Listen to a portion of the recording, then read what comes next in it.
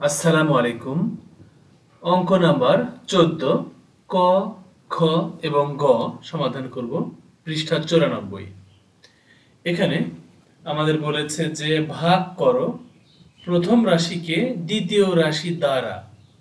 অর্থাৎ এখানে দুটা রাশি রয়েছে, প্রথম রাশিকে ভাগ করতে হবে, মানে প্রথম রাশি হলো ভাজ্য আর দ্বিতীয়টা হলো ভাজক।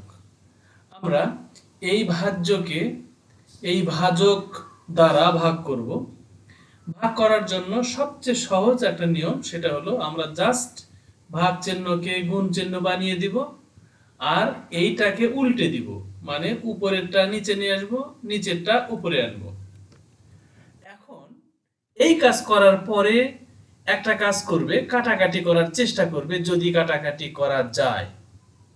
এখানে আমরা 3 আর 2 কাটাকাটি করতে পারছি না, বা 3 4 কাটাকাটি যাচ্ছে না, 15 দ্বারা 2 কেউ কাটা যাচ্ছে না, 4 কেউ কাটা যাচ্ছে না, মানে কোনোটাই উপর নিচে কাটা যাচ্ছে না। কিন্তু দেখো পাশাপাশি হলে কাটা যেত, কিন্তু পাশাপাশি কাটা যাবে না, উপর নিচে কাটতে হবে। এখন আমরা এখানে উপরের দুটা গুণ করে উপরে লিখব, নিচের দুটা গুণ করে নিচে লিখব, যেহেতু কাটাকাটি করা যাচ্ছে না।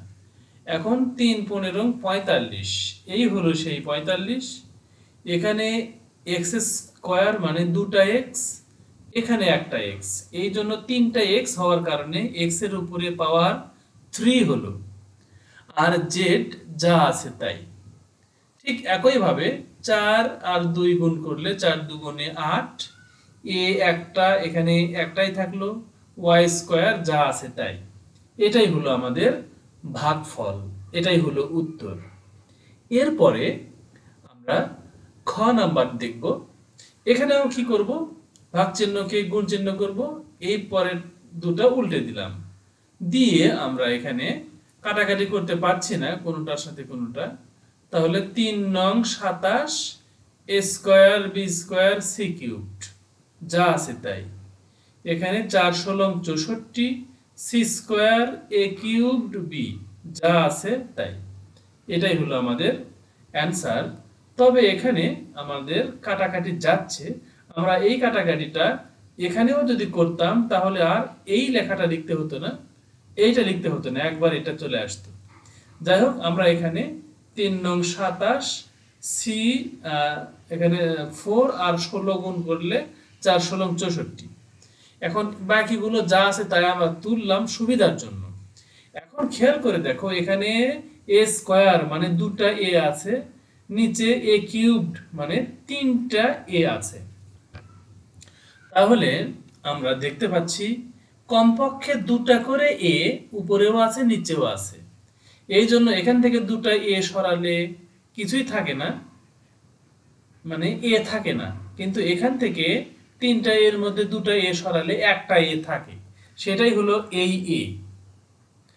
আবার উপরে দুটা বি, নিচে একটা বি, তাহলে অবশ্যই কমপক্ষে একটা করে বি সরানো যাবে। এখান থেকে একটা বি সরালে নিচে কোনো বি থাকে না, কিন্তু উপরে দুটা বি ছিল, সেখান থেকে একটা বি সরালে বা মাইনাস করলে একটা বি থাকে, সেটাই হলো এই বি। আবার সি এর ক্ষেত্রে দেখো, উপরে তিনটা নিচে দুটা, তাহলে নিচ থেকে দুটা সরালে নিচে কোনো সি থাকে না, কিন্তু উপর থেকে তিনটা সির মধ্যে দুটা সি সরালে বা বাদ দিলে একটা সি থাকে, সেই সি হলো এইটা। তাহলে এটাই হলো আমাদের উত্তর। এরপরে আমরা চলে যাব গ নাম্বারে। এখানেও আমরা একই কাজ করব, গুণ চিহ্ন বানিয়ে দেব ভাগটাকে, তারপরে এই দুটো আমরা উল্টে দেব। এখন দেখতে পাচ্ছি যে আমরা 7 আর 21 কাটতে পারি, 7 একে 7, 3 7 21। আবার 4 আর 12 কাটতে পারি, 4 একে 4, 3 4 12।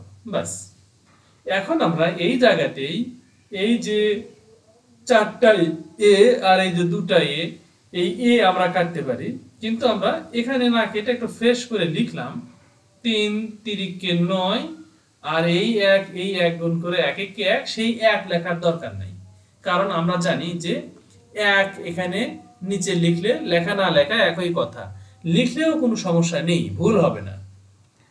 আচ্ছা, এখন আমরা এখানে খেয়াল করব, এখানে 4টা এ, এখানে 2টা এ।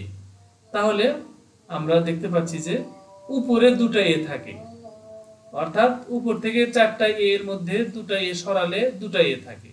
নিচের 2টা এ থেকে 2টা এ বাদ দিলে কোনো এ থাকে না। ঠিক একইভাবে এক্স এর হিসাব করলে নিচে 2টা এক্স থাকে। তারপরে ওয়াই এর হিসাব করলে নিচে 2টা ওয়াই থাকে। জেড এর হিসাব করলে নিচে 2টা জেড থাকে। বি এর হিসাব যদি করি তাহলে দেখো এখানে 4টা বি, নিচে 2টা বি, তার মানে উপরে 2টা বি থাকবে। আর সি এর হিসাব করলে উপরে 4টা সি ছিল, সেই 4টা থেকে এই নিচের 2টা যদি বাদ দিই তাহলে উপরে 2টা সি থাকে। আচ্ছা, এটাই হলো আমাদের অ্যান্সার। সুতরাং আমরা এইভাবে পরবর্তী অঙ্কগুলো করব, পরের ভিডিওতে দেখবো ইনশাআল্লাহ। এখন একটা হোমওয়ার্ক করো, এইটার ভাগফল কত হবে সেটা কমেন্টে লিখে পাঠাবে। সেই সাথে এই ভিডিও এখানে রাখছি। আল্লাহ হাফেজ। আসসালামু আলাইকুম ওয়া রাহমাতুল্লাহি ওয়া বারাকাতুহু।